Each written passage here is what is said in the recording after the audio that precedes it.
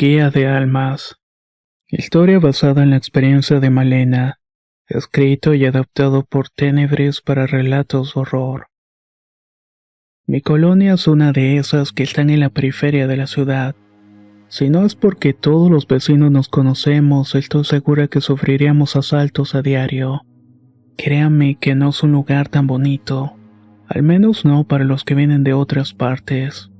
Las personas que viven aquí tienen casas modestas. Algunas de estas todavía se encuentran en obra negra. Solamente basta darles una mirada a las calles de la colonia para adivinar quiénes habitan en estos hogares son personas con trabajos modestos. Albañiles, carpinteros, amas de casa, panaderos, costureras, etc. Gente muy trabajadora.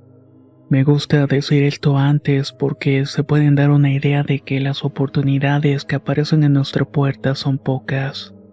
No tenemos buenos aparatos electrónicos, tampoco hay dinero para ir a la escuela de paga, pero como dicen por ahí, de lo que hay se gasta un poco. Y bueno, del servicio médico ni hablar, aunque aquí supongo que es lo mismo para todos. A todos nos ha tocado sufrir un maltrato del IMSS. O ya nos ha matado a uno que otro pariente por algo que suponíamos era una gripita. Así fue una sorpresa para todos cuando vimos que en una de las casas que ya tenía muchos años en rentarse se ocupó por un señor.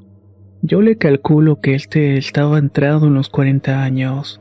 Los malandros de por ahí le fueron a dar la bienvenida preguntándole quién era y qué quería.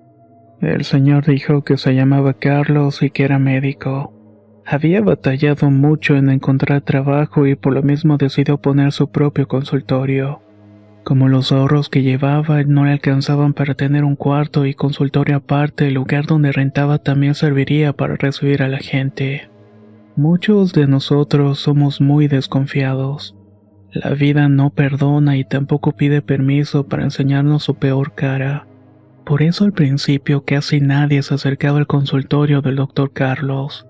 Pero una tarde chocó un microbús con una moto. Los más lastimados fueron una señora y un pequeño que venía en la moto justamente. El chofer del micro se dio a la fuga dejando a todos confundidos y sin saber qué hacer. Llamamos a una ambulancia, pero la señora sentía que el niño iba a morir. Ahí alguien gritó que lo llevara al consultorio del barrio y la señora no se lo pensó dos veces. Llegamos a donde estaba el doctor que esperaba en la puerta del cuarto. Cuando vio al montón de personas, preguntó qué había ocurrido. Entre la turba y los gritos, la gente le explicó. El microbús no le dio paso a la moto que tampoco quiso esperarse a que la micro frenara. Al niño se le había desprendido la piel de la rodilla y tenía la pierna rota. Literalmente sus gritos lo ahogaban en dolor. Yo no podía imaginarme qué podía hacer ese fracasado para ayudar al pequeño. A lo mucho tendría pastillas o inyecciones en el consultorio y nada más. Cuando entramos en bola vimos que ni siquiera tenía pastillas. En medio del cuarto había una mesa con una sábana blanca y eso era todo. Pónganlo ahí, dijo el doctor. La señora estaba histérica y quiso llevarse al otro lado, pero Carlos se puso firme y su presencia nos intimidó a todos. Es algo difícil de explicar, pero tiene que ver con la energía que salió de su voz en ese momento. Se hizo un silencio generalmente entre todos los curiosos y preocupados. Entonces Carlos le puso unas gasas blancas a la pierna del niño para limpiar la sangre. Luego impuso sus manos sobre la pierna. Tenía los ojos cerrados y pasaba las manos con las palmas abiertas por toda la pierna del pequeño. Poco a poco dejó de llorar. Cuando retiró por completo las gasas vimos que la pierna estaba totalmente curada. Ni siquiera tenía una costra por las heridas o algo así. Algunos comenzaron a gritar que eso era brujería y otros dijeron que era un santo. La verdad es que el doctor Carlos nos ayudó mucho. A partir de entonces, hasta para un dolor de estómago ya había fila en el consultorio. El doctor no era muy abusivo a la hora de cobrar. Y cuando veía que el paciente estaba de plano muy jodido, le daba gratis la sanación. Otras personas con enfermedades terminales iban con él para que les ayudara a morir sin dolor. Por eso algunas señoras pensaban que Carlos ayudaba de alguna manera a guiar a las almas al cielo sin sufrimiento, sobre todo a esas que tuvieron mucho dolor en la vida. Si me preguntan, yo soy de las que dicen que Carlos era un santo. Él tenía una especie de habilidad para distinguir a los charlatanes que iban solamente para curiosear, también para reconocer a la gente que iba a acompañar a un enfermo, y en realidad eran ellos los que necesitaban alguna sanación. Todas las mañanas se formaba una fila de personas de otros lados que venían solamente a verlo, y todos respetábamos a esas personas. Cuando son cuestiones de salud, hasta los delincuentes llegan a tener algo de respeto.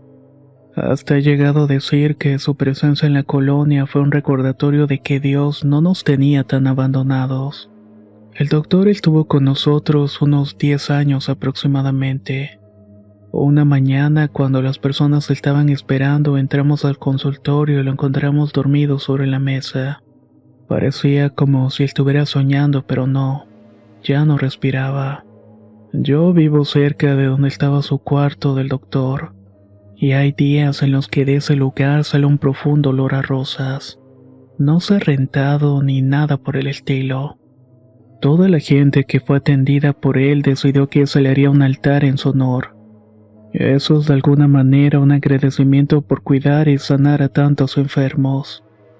Quise compartir esta historia porque así como hay cosas malas sin explicación, también pasan cosas buenas, y a esas hay que apegarse y tener mucha fe.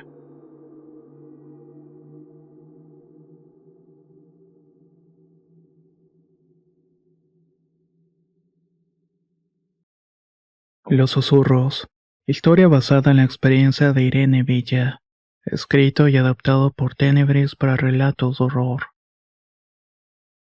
¿Qué tal, amigos? Mi nombre es Irene y me gustaría compartir con ustedes una experiencia que sucedió cuando era pequeña.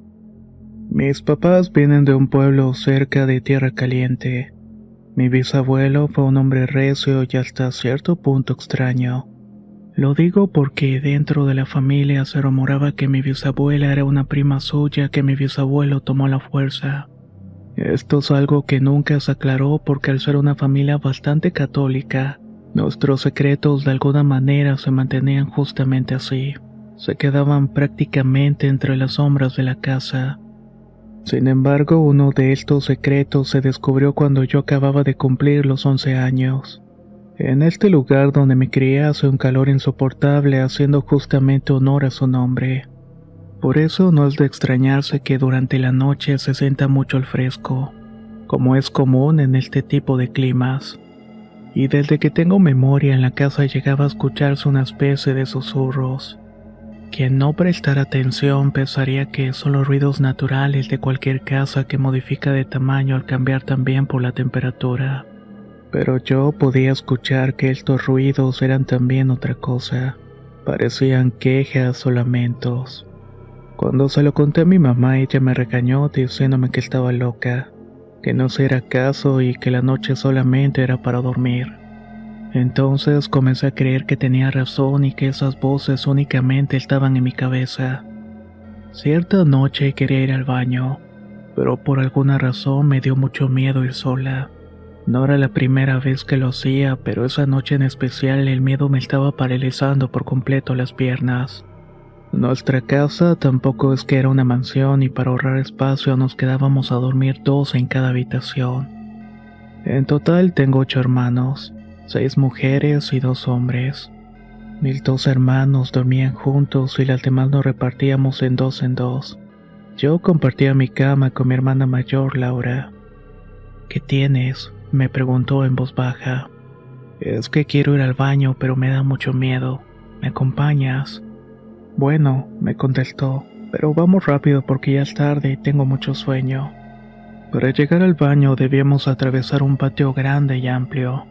Estaba rodeado por un jardín y como no estaba techado se podían ver las estrellas más claras que nunca. No faltaba poco para llegar cuando de pronto Laura se detuvo.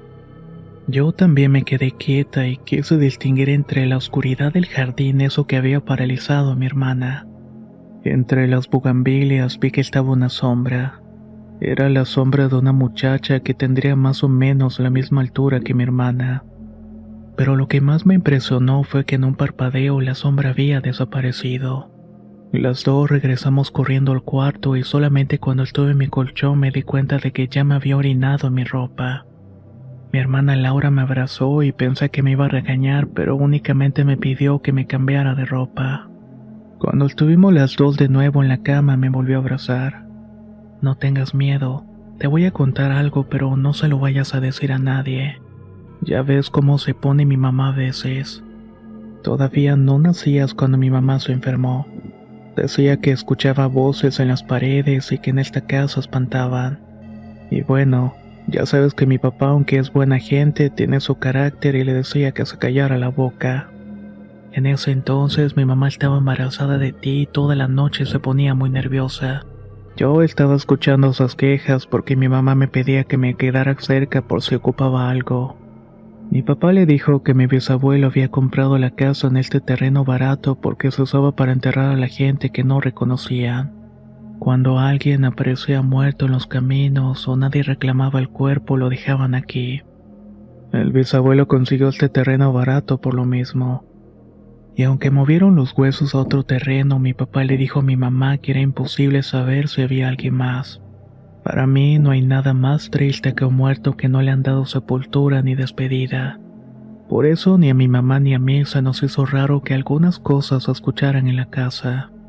Esa muchacha no es la primera vez que la veo. Cuando tenía tu edad la llegué a ver en varias ocasiones, pero siempre así, escondida en el jardín, siendo una sombra más oscura que la noche. Solo que hace mucho que no la veía. No sé si tenga que ver que te estuve acompañando. No les tengas miedo, Irene. Trata de entenderlos porque los fantasmas se sienten igual de solos que nosotros. No sé bien, pero estas palabras de mi hermana me dieron mucha tristeza. Como dije, era una pequeña, pero podía entender lo que me estaba diciendo. Hay quien asegura que a todo se acostumbra uno y puede que algo de verdad esté en este dicho. Esos susurros dejaron de ser una mentira para mí. Realmente existían y nunca quise ponerles la suficiente atención por miedo a lograr entenderlos. Tal vez explicaban esa soledad que viven en el otro lado, cuando prácticamente ya nadie te recuerda.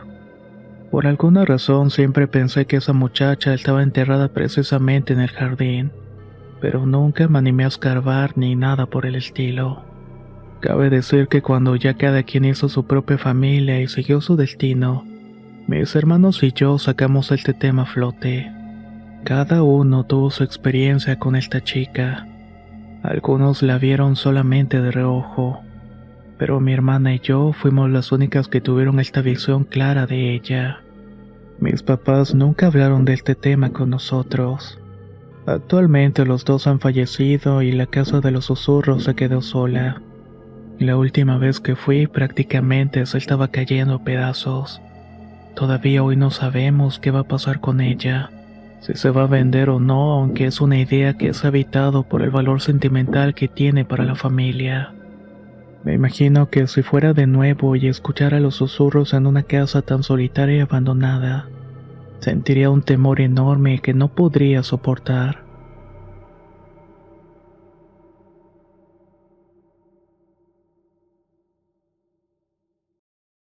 Arcanos. Historia basada en la experiencia de Pilar Villanueva. Escrito y adaptado por Tenebris para relatos de horror. Mi abuela fue la mejor bruja que he conocido. Ella nunca aceptó que le llamaran de esta manera. Prefería que simplemente le dijeran Doña Pera. Sé que en el mundo hay muchas personas que se dedican a usar oráculos, ya sea la lectura de maíz, de café o de las líneas de la mano.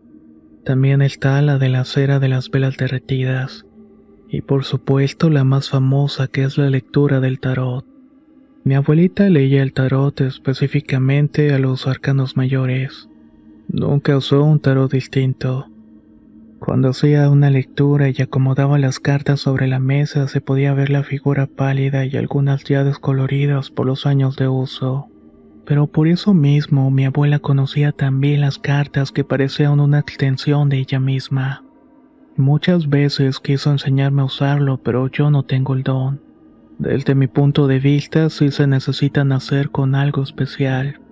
Digamos que con una habilidad que no todas las personas poseen, y que es el motor que les ayuda a impulsarse en este mundo de la magia. Mi abuela no se rindió e hizo todo lo que pudo para enseñarme sus habilidades. Cuando mi abuela cumplió 12 años, se despertó con el don de ver los problemas de la gente, y únicamente tenía que estar enfrente de ellos. Se puede decir de alguna manera que era una clarividente.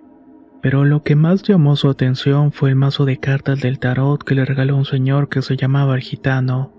Muchas personas decían que él era un brujo y seguramente tenían razón, ya que fue el gitano el que le dijo a mi abuela que ella tenía el don de ayudar a las personas leyéndole la suerte. De esa manera fue que mi abuelita fue familiarizándose con los llamados arcanos mayores. Cada uno tiene su propio significado y augura cosas distintas en las lecturas. Cuando el gitano le regaló el mazo, le pidió a mi abuela que lo curara. Lo que tenía que hacer era ir al panteón y enterrarlo en una tumba. Debía dejarlo 3 días y 3 noches. Después lo tendría que recoger y este ritual iba a tener que repetirlo el resto de su vida. Al menos hasta que dejara de dedicarse a leer las cartas, lo cual nunca pasó.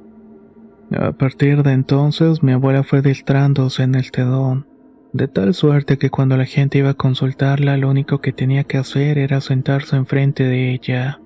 Mi abuela le decía las razones por las cuales quería la lectura. Pasaba a barajear las cartas y darle a estas personas una exacta predicción de lo que esperaba. Mi abuela solía decir que el destino ya estaba escrito, pero podemos tomar algunas precauciones para que los golpes no nos lleguen con la misma fuerza. Así que asuntos de infidelidades, enfermedades y fallecimientos se hicieron su especialidad. En muchas ocasiones llegué a acompañarla al panteón para que enterrara el mazo de cartas. Esos 3 días resultaban ser muy difíciles para ella. Por la noche decía que los espíritus de las cartas llegaban a visitarla, y estos siempre les entregaban visiones horribles. Cuando le preguntaba si estos espíritus eran de gente muerta, ella me contestaba que no. Hija, lo que viene a visitarme son la muerte, el loco, el diablo, la emperatriz y el colgado. Ellos vienen a decirme lo que les espera a todos y también lo que me espera a mí. Me imagino que estas visiones le causaban mucho sufrimiento, sobre todo si llegó a ver su propia muerte, lo cual no dudo ni por un segundo. Una tarde llegó un señor a pedirle una lectura. Era una persona delgada, morena y arrugada. Mi abuela puso una cara muy triste cuando lo vio y nos dijo que no le interrumpiéramos porque era importante. Mi familia y yo nos fuimos a misa porque era la festividad de Cristo Rey. Cuando volvimos encontramos a mi abuela tirada en las escaleras. Estaba toda llena de moretones. Todos pensamos que se había caído de las escaleras y por eso murió. De hecho, hasta el día de hoy esa es la versión oficial. Pero para mí pasó otra cosa. Yo creo que ese señor que fue a verla era la muerte, y había llegado justamente para reclamarla. Su tarot está guardado y descansa en un altarcito que le hicimos en su memoria en mi casa. Nadie se atreve a tocarlo porque sabemos que está cargado de una energía muy poderosa. Mucha gente venía de otros lugares por las predicciones de la abuela. Yo no conozco a nadie que tenga este don que ella tuvo, pero sé que existen personas con estas capacidades. Estoy totalmente segura de esto.